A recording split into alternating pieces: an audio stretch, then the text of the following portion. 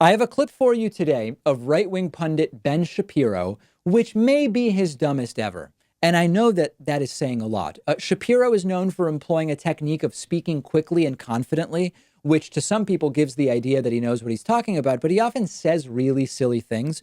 Quick reminder, here he is talking with me about gun control when I interviewed him a few years ago, and it didn't really take that much to get him visibly confused. It's a very simple argument from my point of view, and that is that people, if they have the right to bear arms in order to prevent tyranny, then that goes for arms to prevent. That goes to the ultimate limit of that is the arms necessary to prevent. Basically, you can own any arm that is necessary,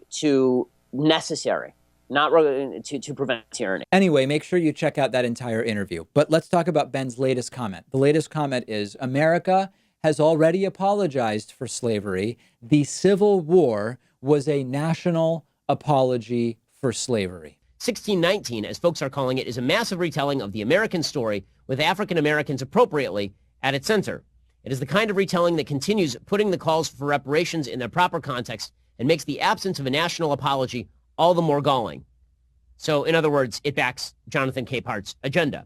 There was a national apology for slavery. It was called the Civil War, where 700,000 Americans died.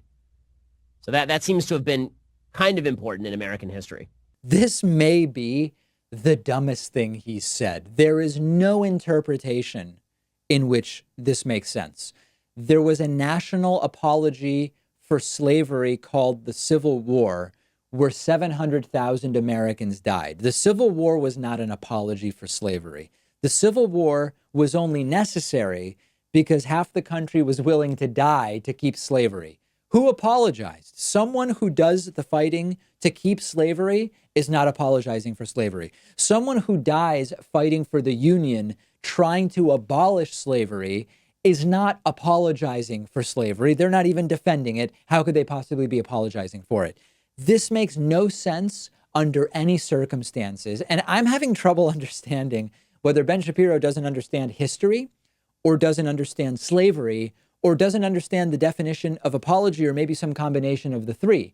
If the South was apologizing for slavery, why did they put up endless monuments to Civil War generals who were fighting for slavery? That's not usually how apologies work. And so what you have to understand is that Ben Shapiro serves a role in right-wing media, and he plays a character in right-wing media. The character he plays is the facts and logic guy, but really it's just his delivery that may give people that impression, not the content of what he says.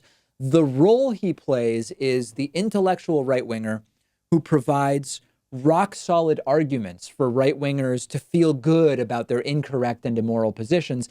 And that's how you end up believing that single payer is some form of slavery against doctors, and yet actual slavery is bad, but the U.S. has already apologized for it by having a civil war.